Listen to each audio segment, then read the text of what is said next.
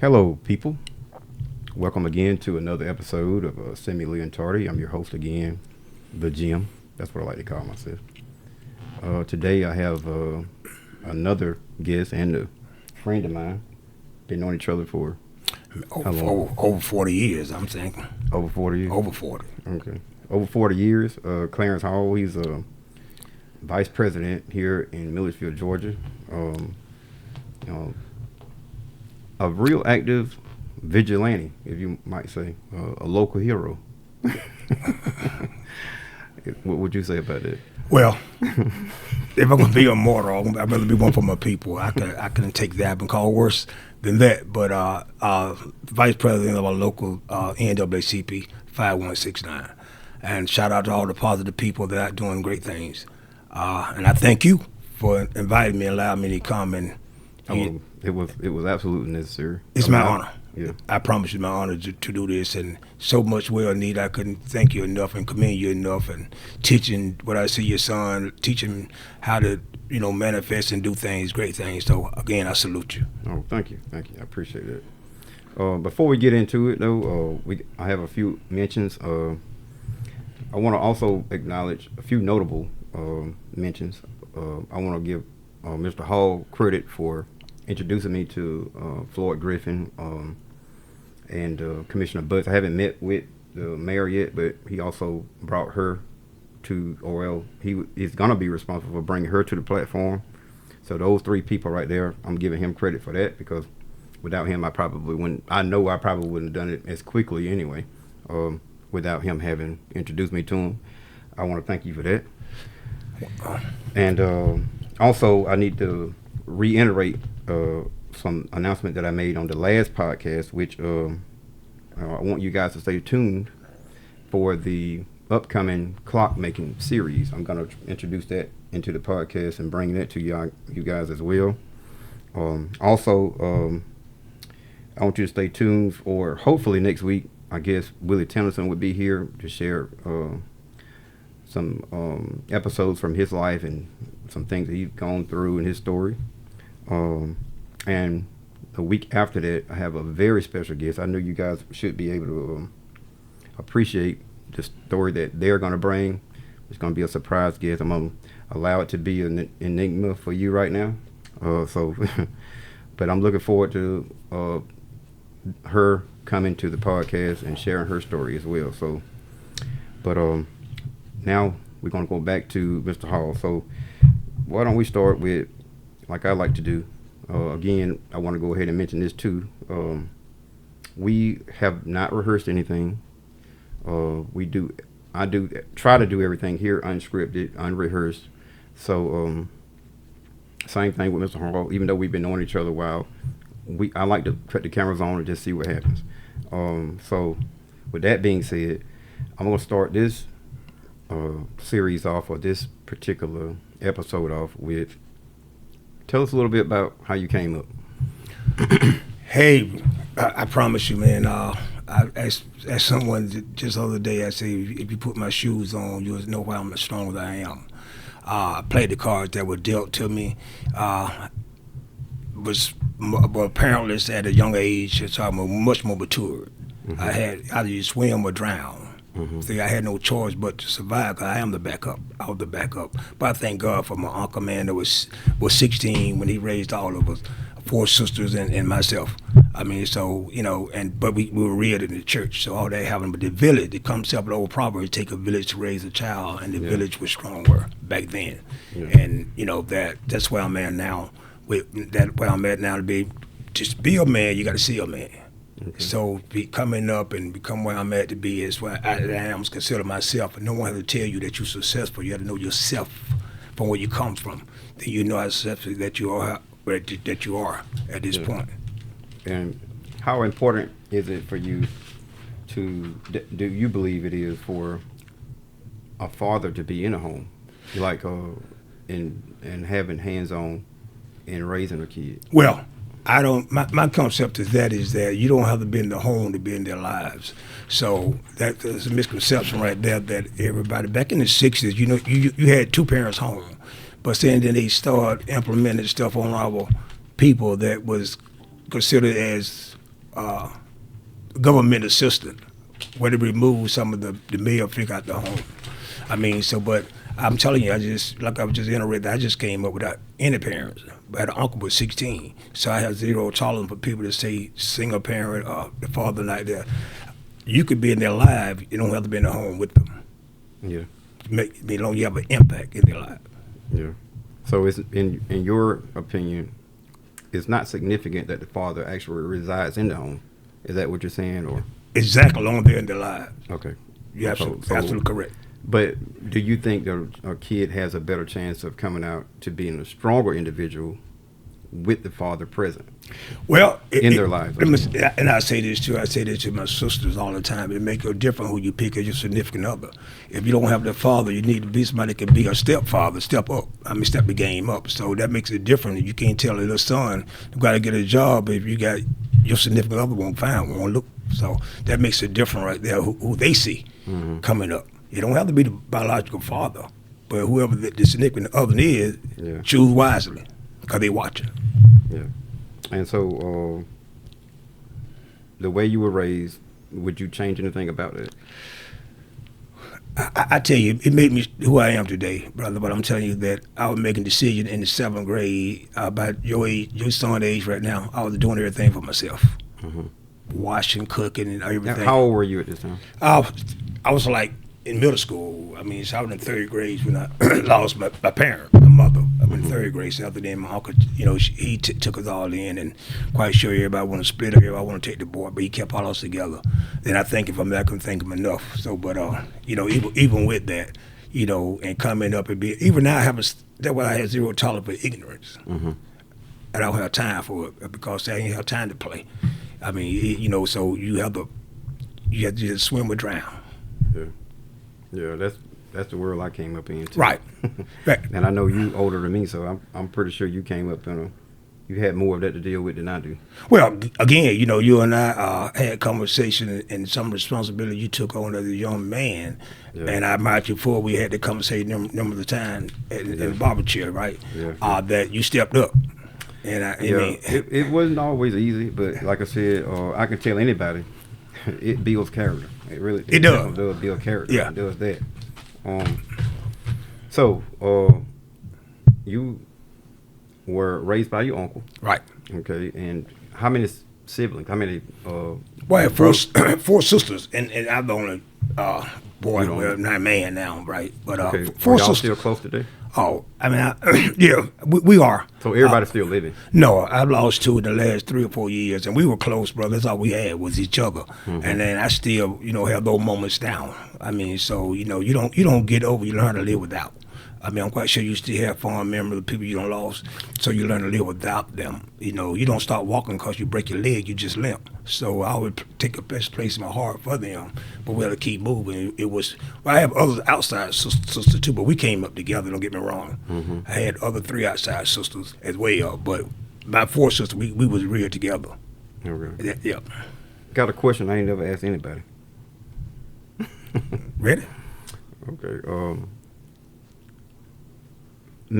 Just me. I've always had because I didn't have a father present, I've always had to kind of gravitate to various different guys throughout my, life in different parts of my life. So, and I wanted to ask you if there was ever a time that you felt like that it was somebody outside of your uncle that you looked up to, that you felt like was impressionable, that made an impression on you outside of your uncle? Numerous of guys, man, I promise you, man. But like I'm telling you that in my lifetime, even now, and I hope that long as I was much older than you when you start, rendering me service. So some of the conversation you and I was having was strong, deep conversation. So I hope that you would impact a little by some of the stuff I was being real about. Really? So it was quite natural to go back to the village. You have people that wasn't on TV. I'm not talking about the Michael Jordan, LeBron James, and Denzel. We need some people you can actually reach out and touch, something to look up to. I mean, so, but again, you know, and I see you, and I commend you all the time, how you become a family man and your mindset. Oh yeah. That's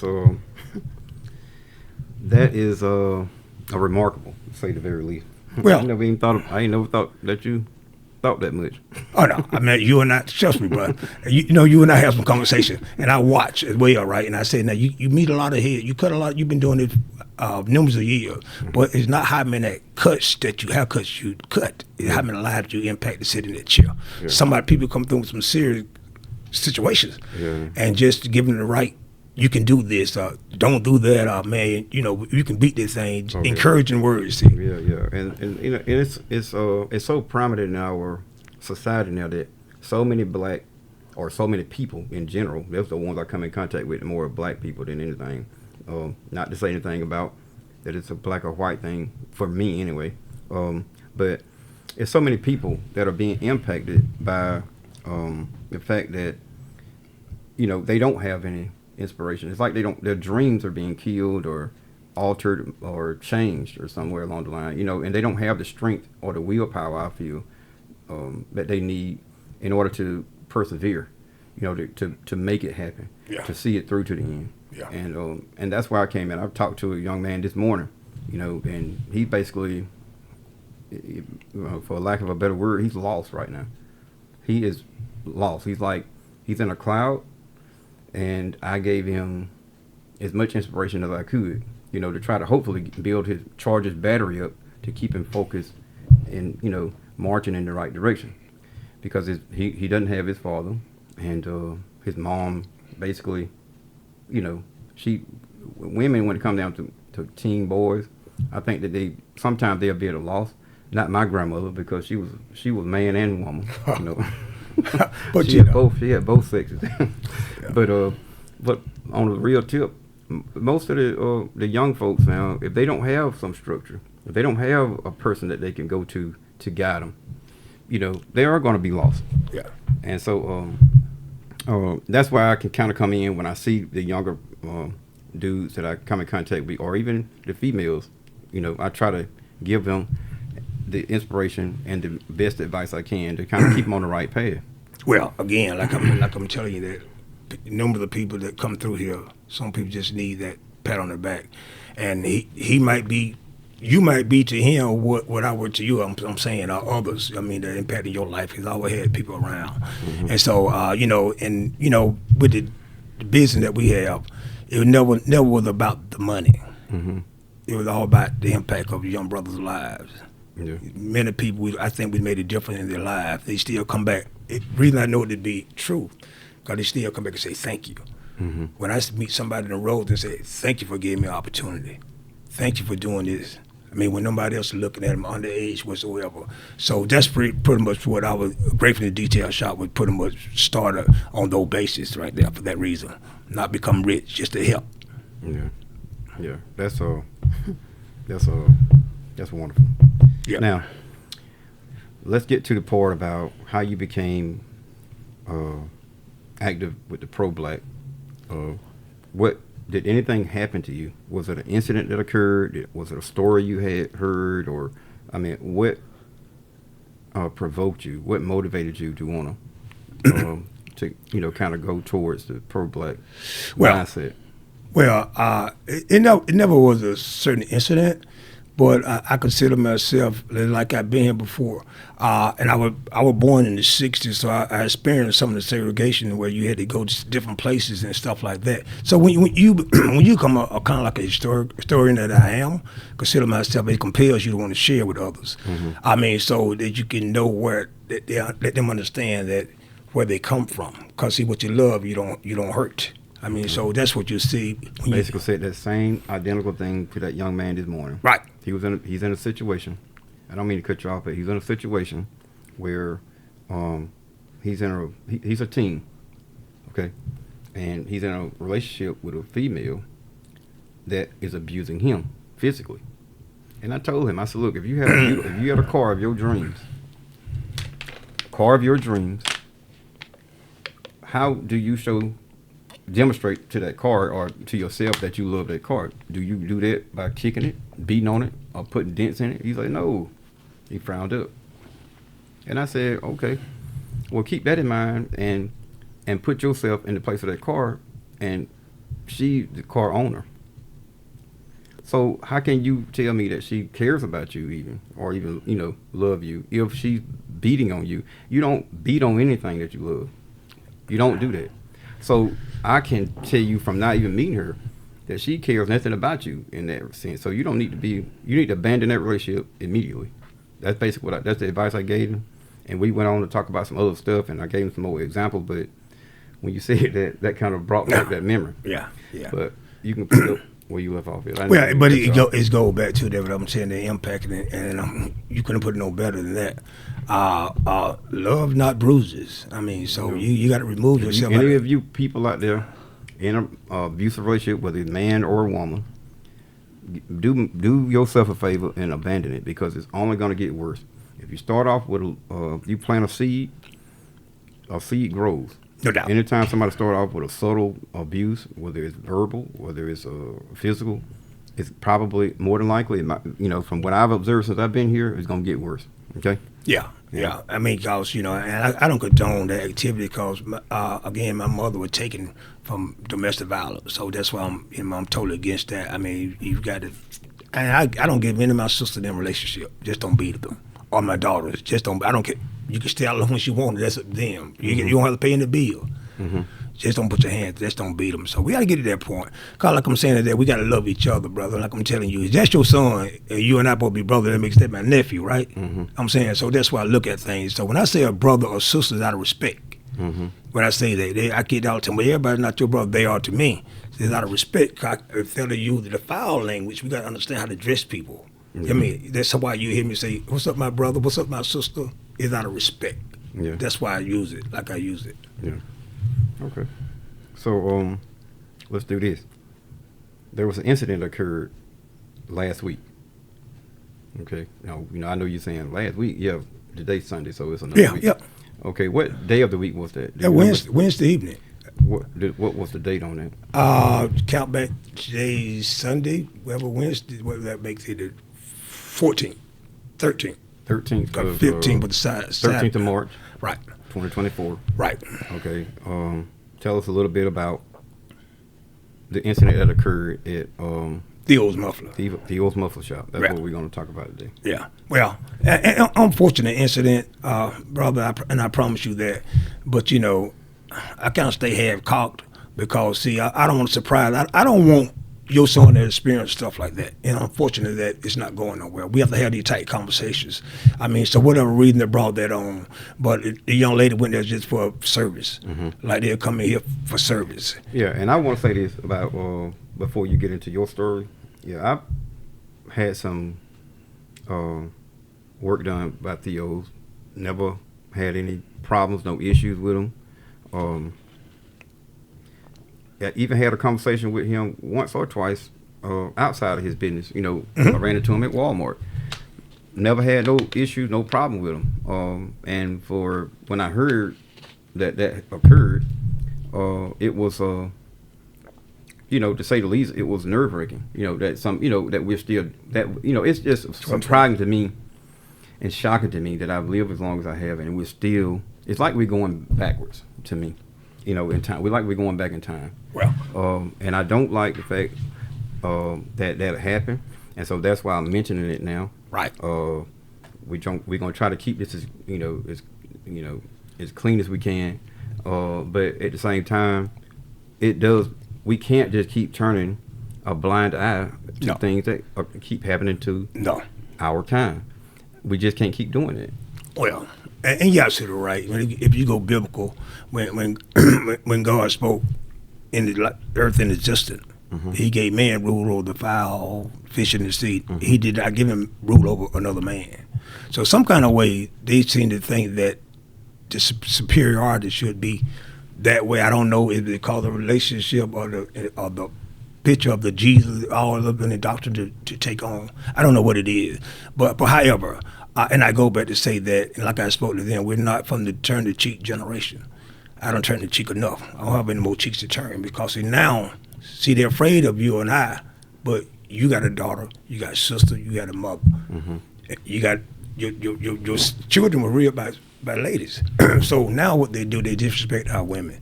And I want, I just had the conversation with my wife this morning that when God put man to sleep and took rib and formed woman, when you hear, I'm quite sure you hear the concept behind every good man is a great woman. Well, don't get angry because they put us in front because we're there to protect. Not that we're better, not that we're smarter. So they'll turn around and use that, make them think that they try to get more, whatever you get more educated or whatever, then more money that you should be on top. It was ordained for a man to lead, if he's a man, to lead. But then they're not, a woman has to do what she has to do. Exactly. So fill us in a little bit more on the incident. I mean, I promise you, man, it was like a young lady went up for service. And she went in up for service and she asked me about the service. He stated, I don't serve colored women. So, she said, sir, would you please refrain from calling me colored? So he said, well, okay, I might be drinking, but I know what I'm saying. I don't do Well, the incident from when it came to my ears, the whole back and forth was initiated because she observed him drinking. Is that? Well, no doubt. Under influence, brother, but let me tell you what's on your mind, trickle to your heart, comes out your mouth. I don't care if he had lemonade, it was in him. It would have came out. But however, that's his personal business, private business. He has a right to drink, I mean, that's his thing. But when she went in there, they was drinking. I guess they were about to ready to close. But, a drunk man and an angry man won't tell you what's on their mind. Trust me. Okay. I mean, so when she went in there and she asked him for some service, and he stated that he does not do work for colored women. And she said, sir, would you please refrain from calling me colored? He said, well, I know what I'm talking about. Well, I don't do work for black and women. You can fill in what you want to fill in. By that time, she got hysterical. She went to crying, this and that, because she's also a member in NAACP. Oh, she's a member too. She is a member. She was a member. And you would think it was staged like that, but it wasn't. By that time, she called the president, Madam President Edwards, called her, and she called me. And they immediately, so I was on the phone when Madam President went in to talk to Theo, introduced herself. Hi, I'm Madam President, I'm Edwards, President NAACP. Okay. And he stated, I don't care blank who you are, get out of here or I'll throw you out. That, what he said to a black woman. But see, you look at the shrimp boat incident about a female. You feel me? See, they're afraid of male, but they disrespect our women. See, that's a problem to me because everybody got sisters and daughters and mother had mothers. I mean, so, and we can't allow that go unnoticed. So I immediately got up and went over there because, again, I didn't want them to know about himself for one thing. But what he was not expecting the response to be as quick as it was that day. Quite naturally, the police came and, this and that. And, and the police stated this and that. He couldn't charge him with nothing, this and that. I stated, well, we are the chargers. You ain't got to charge me. You ain't got to lock them up. I don't want you to lock them up. We are the chargers. That's what we do. Unfortunate you need the NAACP in 2024. Yeah, unfortunate. It is unfortunate. But it is fortunate that we have a superhero of a sort in our midst. Well, we need to get you a cape. I don't know about that, brother. But I promise you, and I talk about if I'm gonna be a mortal, brother, it's gonna be for my people. I promise you. This is what it is. You know what I mean? Cause you can kill a dream, you can kill a dream, you can kill a dreamer. You kill a dreamer, you can kill a dream. I mean, so that's why we are with it, man. And I'm not doing it for myself. I'm doing it for your son, my grandchildren, and that. I got more years in front of me. I got it behind me, bro. Behind me. So you know what I'm saying. So. Yeah. At my age, what I got to lose? Why should I have to be afraid to speak the truth? Yeah. I mean, I've been in that mindset ever since I got 50. Well, I really have. I mean, I told somebody that earlier this last week that I've been in that mindset where I'm very comfortable just, being me. Yeah. And I don't care about others. I've never really cared. If everybody know me, they know I don't care about anybody else's opinion anyway. No. And I think if I had been factoring somebody else's opinion in on what I do or what I want to do or how I dress or how I carry myself or how I conduct myself, I wouldn't have been able to accomplish none of the things that I did. Yeah. Even when it came down to, I remember when I first started making clocks, that was an issue. You know, people like, oh, you cut hair, you don't know how to make clocks. And now that when I started the podcast, you know, I got, you know, comments about this and comments about that. I'm not afraid to try stuff. You people out there, you shouldn't be afraid either. If you're gonna be afraid to try something, you're never gonna accomplish anything. You're gonna have to. When you first started, when you were born and when you were a kid, and when you first started walking, you made mistakes taking your first steps. So, with that being said, you're gonna make mistakes along the way. I'm willing to make those mistakes in order to get to what I feel like is my level of perfection. And if you're not willing to do that, you're never gonna be successful in anything that you do. You're absolutely right. If you're afraid to fail, don't try. Because the Wright brother first plane did not fly. It crashed, but they kept trying. I mean, so Michael Jordan got cut off the team several times till look at where he's at now, a billionaire. Yeah. I mean, so you like again, you know, like I'm saying, that all the talent that you possess, brother, and the stuff you got going on. Not you just talking about. I know you can't get me the podcast, but look, hey man, I see all the stuff that you got going on over the years. You know, I can go back to the little wooden box. We won't talk about that, but you know, you know, but that's all here with it. But if you write a book, that has to be in there, right? Yeah, that has to be in there. I mean, so, but I'm just telling you, man. So that's what we are with it. You can't learn how to drive a car that you put in drive. In park, you won't move. You got to try. The first clock you attempt, I know you didn't get it perfect. No. It took some wood and money, so I know you don't waste money. Yeah, I wasted a lot of it. Shoot, I wasted a lot of money and time on every endeavor. Well, that was just learning experience, just like life. Everything that you do, you said it, you're not going to be successful. No, you don't stop trying. If the thing I have is resilience and perseverance. God gave me a lot of that. But you know where they come from? If you ever noticed people that had adversity at a long stage of life, God rewards you with your wisdom. Cause you got to get. I know personally because I know you. I've been around what you had to go through. Yeah, I went through a lot. I know that. I'm talking about to get the smile on your face. I don't see other things myself. That's why you can deal with stuff. Stuff don't agitate you bad because the adversity that you did in early life still got you ready for this part of your life. Well, you know what I like to call that? I like to refer that as I think me and all my siblings were raised in a very cold, frozen over environment. This is how I put it to people. I was raised in a frozen environment. We were actually, in my opinion, raised on an iceberg. So in an era where it appeared outside of my home that things were warmer. You know, the era that I came up in was warmer. Apparently, you know, it appeared to be warmer outside of my home, but in the home I was raised in, it was cold and frozen over. So I'm saying all that to say now, from where we evolved from at that time in the 70s up until now, the environment that we are in now is so frozen over and so cold that I think that I was being, prepared and dressed for that, for the weather that we're experiencing now in the world.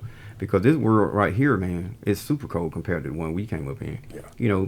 The discrimination was not as apparent.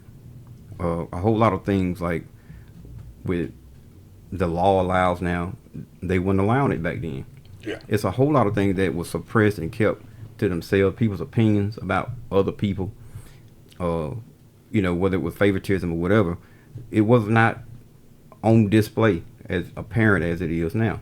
But now it's like everybody's comfortable doing things that back then we didn't even have to worry about. But and I say this too now, but even back then, what we deal with now, I'd say discrimination or racism, what you want to say, whatever. It was around that then. As you're younger, you don't pay attention to it. So, I mean, your son won't pay attention to that stuff now until he get older and recognize it. And he should learn about it in the home before he go outside and recognize that people just going to still judge you by the color of your skin, not the content of your character. You got it smart, young brother. I mean, so people still going to judge the color of his skin. Going to be always considered a threat. Keep in mind, back then, now when you had all the rules, the Jim Crow era, that's what I'm saying about your history. I want to educate the people right quick. For the ones that don't know, where the term Jim Crow come from. Jim Crow came from the 1830s, I believe, and it was an actor by the name of Thomas Dartmouth Rice. He was performing a stage play, and I think he was demonstrating he had put makeup on his face or paint on his face, black paint, and he was acting like he was a slave. Yeah. And it was so popular, and they got that derivative from him doing that play and decided to use it as a derogatory term to try to belittle and degrade black people. No doubt. And that's me educating you guys. If you guys were not familiar with what that term or where it derived from, that's where it come from. And you talking about something lasted now from the 1865 to 1968 to the 70s. It's still going on right today, right? So, but back then they had limited resources. They didn't have all this stuff we got nice right here, but they had more courage. And so now I think we got too complacent, and it's called we can put them up, live where we want to live, put some decent money, got 1 or 2 degrees and stuff like that. But they always got a way of putting a cap on your head. You don't go so high. So my thing is, like I'm telling you, is that I don't do this for myself. It's for the people to come behind because somebody did it for me. So I'm proud to be who I am. I'm gonna be the same whatever room I go into. I can't fake the smile too long. I went to an event the other day. I left because I couldn't fake the smile for that long. Walking to people like it's all right. I don't hate no one now. And I promise you, I said put this out. I don't hate no color, no white person. I hate white supremacy. And I'll say that. Not derogatory toward anyone. I got just as many social non-colored than anyone else. So, but, it's about right and wrong. And so what you see what's going on in America, not about black or white, it's about right or wrong. Treat me right. I don't care what you are, what your lifestyle, what religion you got. Treat me right. I don't treat you right. But if I can be around and I see you mistreat anybody around me, something in me just wanted me to be quiet. Yeah. That's just who I am. Well, I guess that's the superhero in you. Huh? No, I don't want to wear that We're cape. gonna have to get you a cape, Mr. Hall. No. No. Seriously speaking, though, man, like I'm telling you that where we are, man. I said we have made progress over the years. All moving, not progress. Because we scatter. We got to learn how to come together and get some stuff done. And I say that too. And as we fight for things, discrepancy on this other side, south side of town. We can see and we talk about different things, and we know what they talk about this and that crime, but it should bother people. And I say this too because we got a lot of religious congregation on the south side, my church on the south side, that you concern more about my soul, but you ain't concerned about the condition that we're living in. That is a problem. You feel me? Because we should be able to come together. When you can have three urgent care on the south side plus the hospital, you don't have anything on the south side for the people. They'll have a grocery store that's pretty much can't afford it unless you go down on Chicken Monday. Other than that, people can't afford it. I mean, so that's what we are. Yeah. We got to continue to fight. Yeah, I did mention to Commissioner Butts during the last interview, with the last episode with me versus Commissioner Butts, about my concern about not having a precinct over here. Right. And he basically, was telling me that, a lot of the stuff that people don't come out, and we probably need to get out and start, putting action to some of the ideas that we have, to maybe kind of achieve some of these the ideas that we have, or some of the proposals that we have, so that we can accomplish some of these things to get some of the necessities that we feel that we need on the south side. Right. So maybe we need to get some signatures or something on, maybe I think it's going to be baby steps like anything else, and probably evolve to, start with one area maybe, and see can we get some progress in that area, and then maybe evolve and go to the next area. Maybe one thing, I don't know what's more important over here. In my opinion, I think we need a precinct over anything. I think it supersedes anything, in my opinion. Well, it wouldn't be a problem to put one over here. I mean, you got plenty of places. You got 350 acres on state property, undeveloped, and they constantly selling the building and stuff like that. So it's just a matter of concern. Do you care? Because people don't care how much you know. They see how much you care. See, and we've been like, you put a trinket on a people on a finger. You put a rubber band on some lady gonna fall off. Yeah. So they gonna put them cut the South Side off. I raised my family on the South Side. South Side not a bad place. No, see that is black out they have given it right, yeah. but it's not a bad place at all. No, it's not. And I defend it where we go. I mean, where I'm at. I mean, just like I just spent anything else. I mean, I don't get the concept where we can't never do anything. It ain't bad place. It's bad how they treat us. Well, see, a closed mouth don't get fed. Compared to right. how they do the North Side. But see, a closed mouth don't get fed. So when you seem like I mean, like I said, you don't speak up, then you say you complying with it.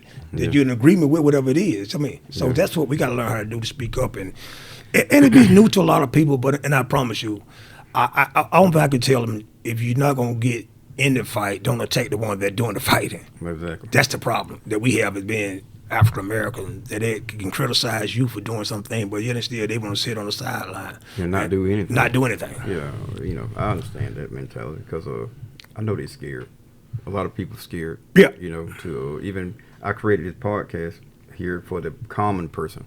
Not to say I won't interview, somebody of some status, but most of the people that I have suggested come, they have stage fright. They are afraid of cameras. So I know that they're scared.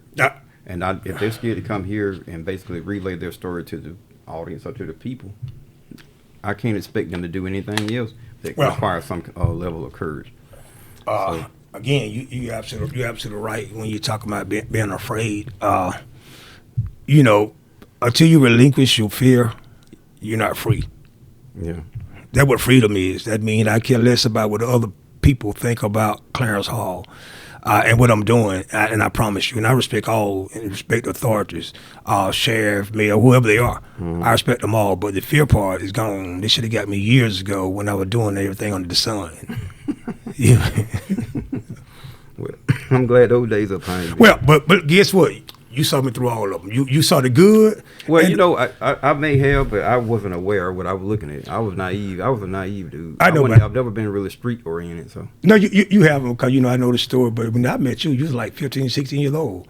So wherever your age is now, think about it. You're about that age, at 15, 16 years old. So my partner Mel and I were coming out. I know. I'm just saying, progress we don't have in my life, and watch you to be the man that you are now. Mm-hmm. I mean, so that's what I'm trying to tell you. And for 40 years, that says a lot. I hope, like I said, that we had to develop some kind of relationship. And you and I don't agree on some of the things. We be honest with y'all. I mean, we're actually getting along right now. It's been times me and him didn't even speak to each other because we didn't see eye to eye on everything. That's right. I mean, but I would. I'm the type of person that I can overlook things and still conduct business.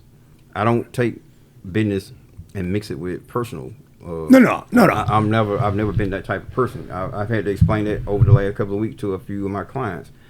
You're getting something personal entangled with business. Business is, in my mind, is separate, completely separate from a personal issue. And I don't take that. I don't try to intertwine them two together. I can separate them. They can be millions of miles apart in my mind. Yeah. So I'm not going to fall out with you over something that we talk about on a personal note and try to make it where, we can't get along. So I can still, get along with you. But at the end of the day, I'm going to stand on what I believe in, and I'm respecting you even for the fact that you are strong enough to stand there and not be convinced to kind of get on my side for whatever I don't believe in on your side. So that's just where we are with that. You know what I'm saying? I mean, you strong enough to believe in and stand on what you believe in. I'm just saying. But it's also is a teaching moment as well, because you can agree to disagree and not fall out. Mm-hmm. See, that's what I'm trying to tell you. So it's all right. No one gonna agree on everything. Your fiance, my wife, and I, we don't not agree on everything. But you don't just fall out and just hate people because I don't agree with you. Yeah. So I mean, we got to unlearn a lot of stuff. Yeah. A disagreement don't mean we fall out. Yeah. Hate each other, not speak to each other. Exactly. When I see you in distress, I got to come help you. Yeah. I can't see myself passing you and I see you on the street somewhere. Really, I don't have to know you, but you just got to be skeptical now how you just jump in to help people. But we got to really learn a lot of stuff like that. I really do believe that the system is doing what it's supposed to do. I mean, we're turning us against each other and not care for each other as much as we should. You hear me? Yeah, I've tried to keep the young brothers on that mindset too. Right. But I know you're supposed to be coming back when Mr. Griffin, and I think we're gonna have Mr. Griffin, Mr. Butts, Commissioner Butts, as well as you. We're gonna do like a 4-person sit down session or episode. Right. I don't know when that's gonna take place, but you know, you guys haven't seen the last of Mr. Hall. He will be coming back. So hopefully, No. hopefully we'll get you a superhero cape that time. And you Well- can kind of give the people It's an honor. I promise you, if you didn't speak that way, I promise you. You and I have been talking. I'm not even angry because I wasn't the first to know, because we had that conversation before we started this thing, but I didn't fall out. I got you people lined up. I told I didn't want to have to be in February. That's another thing. I think we can celebrate each other not just in February. Yeah. I was determined not to be in February. I told you that personally, and I meant that for that reason. We got to learn how to celebrate each other 365, 24/7. We got to understand that the power that we have is being who we are. So once you know that, where you come from, you know where you're going. Exactly. I mean, so you can't fall in for this systematic stuff, right? And I promise you, you and I can talk. You know, it don't take about 5 minutes to do my hair, but we can talk all day. I can go all day about this concept or how we use it. And we were talking about the discipline between your coming up and my coming up, that we had discipline at home. Mm-hmm. You had discipline. I know your grandma was a disciplinary. Yeah, She didn't play the radio. No, and people, she didn't. right here. You know you'll get discipline, right? So now, we have going on now that they got this thing they call the pharmaceutical company. They introduced to our people. So when you take the pharmaceutical company, I had people in the school system as well, that all of a sudden that you get little kids that been in pre-K and nursery school and all that, take control med all the way up till they get to middle school. So they start bucking. So you got single mothers that probably located in government assisted home. If you go get a job for $725, your rent go to $800. But you got 3 kids, little puka them running around. So what you do? You pimp your children for forget that check. See, that's the game. That's the game. When you get the oak here, people start bucking because they don't want to take the medication. I guarantee you, everyone that's listening and watching got some form of medication they don't like taking. Bottom line. Well, I don't take any medication. I know. I don't believe in it. Well, I got that. But, oh, man, you told me, I promise, God bless Brother Bonus. Either keep living, son. I don't take any. And I'm knocking on wood, glass, whatever. You try to take care of yourself as much as possible. And what you're doing, you taking care of yourself. You're not trying to get on front of a jet. You're trying to start all in front of obituary. So that's why I tell folks. That's why I do. Well, my reason for staying in good shape and health is, like I said, we were saying earlier, I've lived the life that I've lived for the most part. My goal is to try to be here to raise my kids. And I know y'all have heard him refer to my son because, my son is off camera. He's the one who's helping me today with my camera operation over here. Is Jeremiah. I'll probably bring him in and introduce him at some point in the future, but not today. Yeah, no, right. But wonderful kid. No doubt.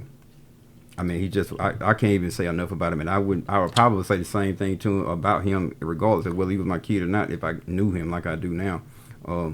He's just a remarkable guy. I mean, I can't say enough about him. So, and I'm not just saying that because he's my kid. I wish my other son was here, but so far he hasn't had the opportunity to come in and help me with the operations behind the scenes of the podcast. But I'm looking to bring him in as soon as I get a chance. So, See, I've been around basically. I think I've been around all your kids were born. Yeah. Yeah, I'm trying to tell you, so that's why you and I go back. And, man, like I'm going to tell you, man, continue doing what you're doing and stay on the positive, man. Like I said, I salute the positive people that are trying to make a difference in this cruel world. And understand that, we're stronger together. And we still got work to do. I mean, and don't get complacent with what we see. I mean, thinking that, thing has changed much. And it has. It has changed much, but like I told the officer that came, arresting officers came to the scene Wednesday night. He said, "Well, what he does, he just turn it other. He just pay him no mind." And it was African American officer. He said he just pay him no mind, and he hear him talking. He just don't stay. And I told him I didn't take that class. I didn't take that class. See, I don't have enough of that, being disrespectful. I mean, I'm just telling you, I had zero tolerance for being disrespectful. It's not okay to be disrespected or disrespectful to no one. Yeah. You especially when you're spending your money. Exactly. I mean, I can see you won't get the pass that other people get. See, that one thing, you're gonna be professional about what your profession, Exactly. and we know that. Yeah. Same way here, and everybody doing a great job. I don't care where they go get the car washes at. I don't care. There's enough for everybody. Oh yeah. By the way, for y'all that don't know him, he runs a car wash here. A detail shop, right? Yeah. Craven detail shop. Right down the street, as a matter of fact. Across from Video Bazaar. Where that actually, where the incident that we were talking about occurred. So it's really, you can throw a rock, literally throw a rock from your place to where the business is that you were talking about. And he had, like I say, I had seen him once or twice, but still, that does not take away the fact how you mistreated that sister. Martin Luther King stated injustice anywhere. Yeah, threat to justice everywhere. So you don't have to get involved, but I'm sure that you got a sister, a daughter, a mother, someone that is a female. So, and that's what we have going on. We see this, I don't get caught up in the politics part of the Democrat or Republican. You mean? I mean, I promise you, if you're not by people, I don't care who you are. And I promise you that. You got to show me something. I don't care what level. I love Commissioner Butts. I love Mr. Griffin. But you got to put something in the cards for us. Exactly. You chefing the dick, brother. You better show me what you're chefing it with. Yeah. I'm telling you. Can't play politics no more. So this is what a superhero look like, y'all. In flesh. You got a superhero. I just need to find what color would you? Oh, I already know. Hey. We're not gonna say that, but we know what color you gonna be representing. So what color your outfit gonna be and everything. We already know that, right? Well, I promise you, I have no problem with that. You and I, we drink all the time about that, man. But like you say, and I be listening to you now. You say if you're immortal, we talk about some serious stuff, and you and I is just one-on-one. And I know you care because you didn't even share that with me. Tell me stuff that you're saying, and I hear you. Yeah. But if it's going to be, again, it's going to be for my people and the people that come, your son, my grandchildren, my daughters and son, stuff like that. Again, I have a wife. I don't want anybody disrespecting her either. Exactly. But I couldn't be in the store and somebody disrespecting your daughter. Or your son. I couldn't be around that atmosphere. So that's what we are with it. Yeah. Okay. Well, like I said, we haven't seen the last of Mr. Hall. Y'all just got to stay tuned. We will be bringing him back in the future. Not sure when that's going to be, though. Soon, I hope. Now, I told you we got both years behind me. I got in front, so we ain't gonna be. We don't want any more years to have to pass. No, I'm just trying to tell you. Huh? I forsake this shit coming this type. But serious speaking, man, I thank you for your. We need this because I don't expect for other people to give a positive image of us. We can't get out. We got to have our voice. That's why I use my Facebook page as my platform. Say what I can and much as I can about. I don't change. I don't waver whatsoever. I mean, people can take it for what they want to, but we need new people. Not going to print on TV. Not going to show all the negative image of us.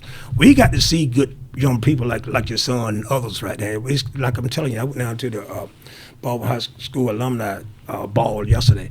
That's what I was talking about in reference. I didn't feel like fake smiling that long. But however, to see those young brothers in the early colleges and stuff like that, they don't talk about that. But they talk about little Pookie them running around here shooting and stuff like that. So we got hope. Yeah. We could never lose hope. Trust me now. As I invested in you, you got invested in him. He gonna sooner or later he gonna be a young man. He got invested in someone else. Exactly. Yeah, this is how this thing works. Yeah. So, but hats off to the Business Association, NAACP 5169, Madam Cindy Ward Edwards, President, and Officer E-Board. And I'm telling you that comes, man, like I'm telling you, brother, that we stand on what we stand for. We need membership. Well, maybe one day we'll get them in here. We can get their story too. Yeah, we need membership, and I say that we're not big for membership, but I say this too. NAACP was founded in 1909, the oldest, the boldest, most disrespected, and the baddest association in America. But we're not the oldest association because the church is. Slave would go into church. That's why you go to church and stay all the time now, because as long as you stayed in church, you didn't have to worry about coming in the field. Okay. But that's ain't nothing but an organization. We need their participation to make the thing work. Got to. They are the voice. If I go to them and say, I need you to boycott, just say field, I should be able to market, send that to them. They read their congregation. Yeah. Right? Yeah, you're right. You're 100% right. 100% right. That's what it's going to take, all of us. Yeah. Well, anyway, I want to make another reiteration. I don't wear glasses, everybody. They're strictly aesthetic purposes. That's it. Okay. Don't get it mixed up. Do you owe an apology, brother, being who you are? No. Jim? I see very well. I just put these on to make Mr. Hall comfortable here, because he got his specs on, and Commissioner Butts tricked me. He put his on, and I was like, well, let me put some on to make you feel more, kind of look like we were, but leveling up on it. Yeah, and then he took his off right when the camera cut on. He took his off. But you do know I was comfortable when I walked in here, right? I didn't need. Okay. I ain't never seen you uncomfortable. But I love you, man. I promise you. Just keep doing what you're doing, Jim. And we're gonna Jimbo them old better swagger. We're gonna get old better swagger up in, but keep doing what you're doing, man. Like I'm telling you, man, keep educating your sons, and all the talent you've been. And I'm telling you, and I know they're listening. He's listening. I hope that they can pick up on something that you're doing. That you're not doing it for yourself. Yeah. Hopefully they might not be the club, might not be the co-op, but they're gonna be taking this right here. Now they can take that thing and grow. Yeah, they can. Start your own radio station. Start your own network. Your own TV station. Yeah. Hey, you never know. Yeah, you never know. You never know. I mean, I pretty much follow what I feel like God put in my spirit. Well, brother, I mean, I'm telling you, I've been talking a long time, man, and I've been seeing it. And I basically watched you grow up. I used to tell old people, younger people, old man again, and brother told me, he said, man, I've been your age. You never been my age. You got to go through what I've been through. I'm trying to help you along the way. Listen, if you will. But again, I commend you, and like I said, Lou, about the stuff that we understand. I like even Tupac said they got money for war, but don't have money for the poor. Oh yeah. Put that deed. Tell me. Oh yeah. So he let you know what's going on right here. It's an engineered system, well-engineered system. Well, it's by design. By design. And see, revolution won't start. It started in the mind first. You got to think different. You got to know that no one's better than you are. See, we've been indoctrinated. Man, I tell so many young brothers that I hope that young brother watching, because you basically just mirrored the words I gave him this morning. Yeah. And so we gonna talk all day. Yeah, but we can, but we'll fall. I can't wait to get back. I'm not, but I'm serious. But that's what it's all about. I tell people that I meet, and I tell Coach, it's not about your wins and losses. Everybody want to win. I told a young brother that lost every game. Brother Edward talk. I told him, look, brother, I understand you want to win, but it's not about the win on the scoreboard. It's about the lives that you impact. That's what you want to do. Yeah. When you meet a young brother or young sister, you want to impact their life, give them some positive image to carry on. And that's what you're doing. See, that become a ministry when you got people coming here, because some people, not where you and I, well, we don't have up downtime. I mean, but we thank God we came up. Yeah. And like I said, I've been through some things that you just didn't even aware of it, but you were younger than I was, so you wouldn't notice it. Yeah, I wasn't street oriented like that. But well, I familiarized myself with street enough, but not enough to kind of get caught up in it. Well, it was thank God for your training. That go back to your way of training. Yeah, my way of upbringing definitely was it was very pivotal in preventing me from straying too far from the heat, from the stove. I didn't stray too far from my upbringing. Well, I mean, I was one of those rare ones that didn't stray too far away from it. I would never tell anybody I'm perfect. Yeah.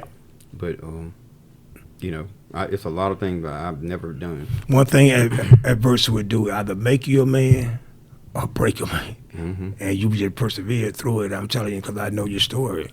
I mean, so you and I been around just that long. I mean, so that's what I'm trying to tell you. I know what you've done, and took responsibility to take care of some stuff. I seen you happy. I seen you sad. I was here. Yeah. I mean, so that's why we can have that type of relationship, and you can trust me with your son, because you know what I mean. Yeah. Yeah. Yeah, I'm like their uncle. Yeah. Yeah. Well, don't whoop them though. You know? No, well, they don't need it. I'm not gonna whoop them, but thank God they well trained and disciplined. I mean, cause again, you spare the rod, you spoil the child. That's what we got away from, right? Yeah. But yeah, hey man, like I say, I enjoyed it, man. I can't wait to get back. And again, man, I just can't thank you enough for allowing me the opportunity to come and do this thing. Man, it was my pleasure. Yeah. More than my pleasure, really. Yeah. Like I said, without you guys or the audience, we wouldn't have a platform. But I just wanted to say this. I appreciate all the support that we have been getting. Even if I got one view, it was worth it for me to relay what we have to say to that one individual. And it's not going to stop. Okay? That's just, I don't have stop in me. If anybody know me, I don't have stop in me. Yeah. About anything I do.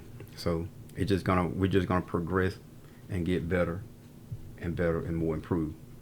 That's all I can promise you. I'm gonna promise you that as long as I got breath. Well, we need each. We definitely need each other, brother, and I promise you. And the breath of my body, anything I can do to help you stay on course to get to where you want to get to. You don't know where this will lead to. Yeah. Again, we need this. You think you need us? We need you as well. But then again, it's like you and I both have business, right? Mm-hmm. So, but we're nothing without our customers. Exactly. I know you got the best customer, I'm one of them, but I got the best customer too that coming out of the great. No, I'm serious now. I mean, one thing you run a professional shop, none of that. But I mean, same way right here, all money not good money. So I got a level of respect for my people.